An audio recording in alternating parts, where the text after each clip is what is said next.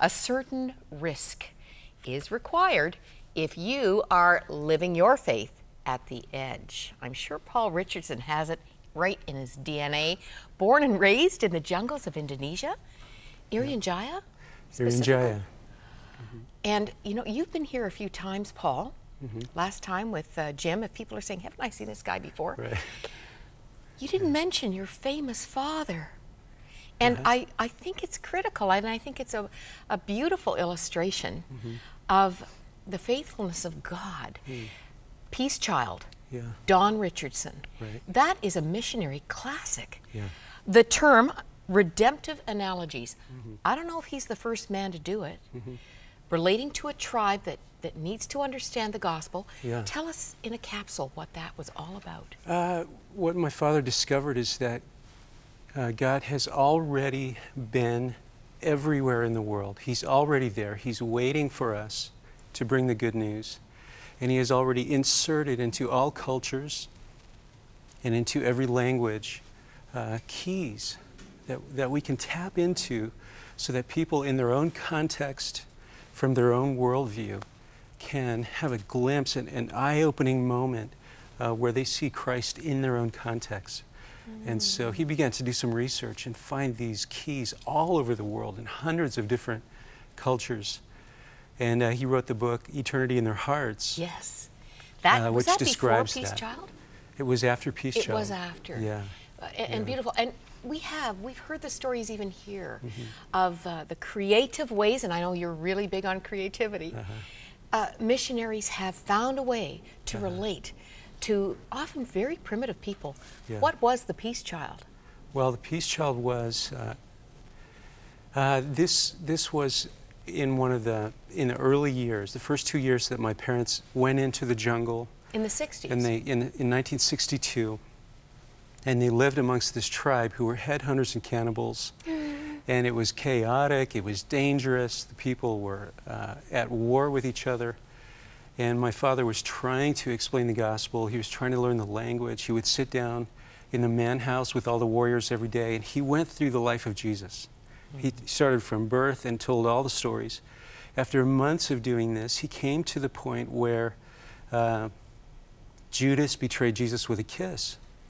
And these warriors erupted with praise for Judas. They felt Judas. like Judas was the hero in the story. And it was so confusing for my father.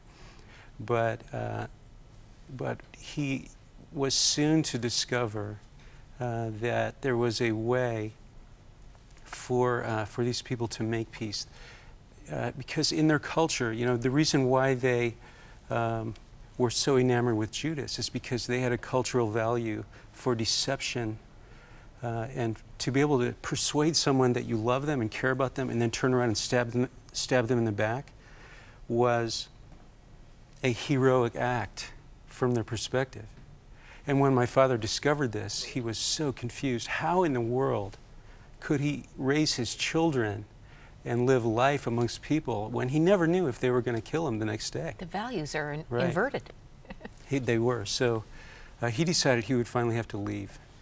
But when he told them, I'm going to need to go and find another tribe because it's just a little too dangerous here. Meanwhile, your mom is a nurse, and they're enjoying penicillin and malaria drugs and many blessings with your parents there. Yeah, they were. My mother was treating children. She was saving lives. She was helping mothers give birth. And I, you know, as I was growing up, I saw that, and it was a beautiful thing to see the blessing that my parents were to those people. But when my father told some of the warriors that he was actually planning to leave and go find another tribe, they said, no, please, there is a way that we can make peace. We just haven't told you about it.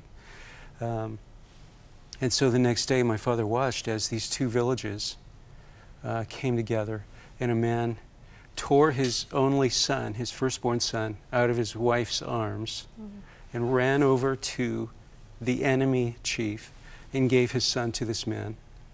And then he came back. To be raised. To be raised. In the enemy tribe. Right. He literally gave his son away to his enemy. And in this cultural tradition, that little boy was called a peace child. And as long as that child lived, there would be peace between these two villages.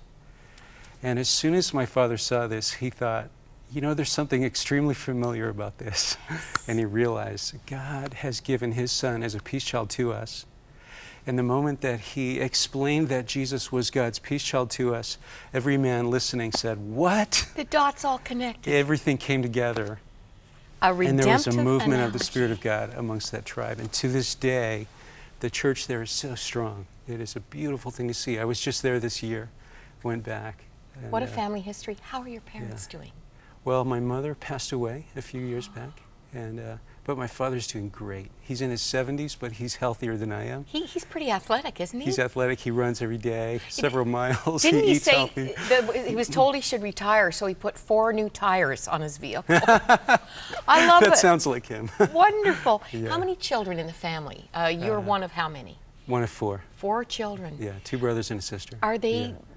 serving the Lord? They are all serving the Lord. They're all walking with God, and yeah, it's an incredible privilege to be part of this heritage. Truly. Of a family that has followed Christ in obedience and done some pretty risky things. There's the theme. There is the theme. Risk, dream. They come together. Right. You grew up with well, your dad was in a tribe of headhunters and cannibals. That's pretty risky. And you talk about crocodiles, snakes, barefoot adventures for the first 10 years of your life. Yeah. Mm-hmm. From my perspective, there's a lot of life out there to be lived. And there is a lot of dreams that God puts in front of us, that God calls us to rise up and move out and trust him. And I believe that God gives these beautiful dreams personally and specifically to each one of us. But yet, because of our addiction to safety and comfort, we're fearful and we resist these dreams, and we're afraid of the risk. And so many of us, because we're afraid to step over to that edge and jump and just really leap off that edge and trust God to catch us and carry us, we are disconnecting ourselves from living the life of faith I'm smiling that because God has called us to live. you say society is telling us to hunker down, order a latte, and live for ourselves. Right. This we're is an missing the epidemic dream. way of thinking in our generation. Yeah. It really is. And we see it all around us.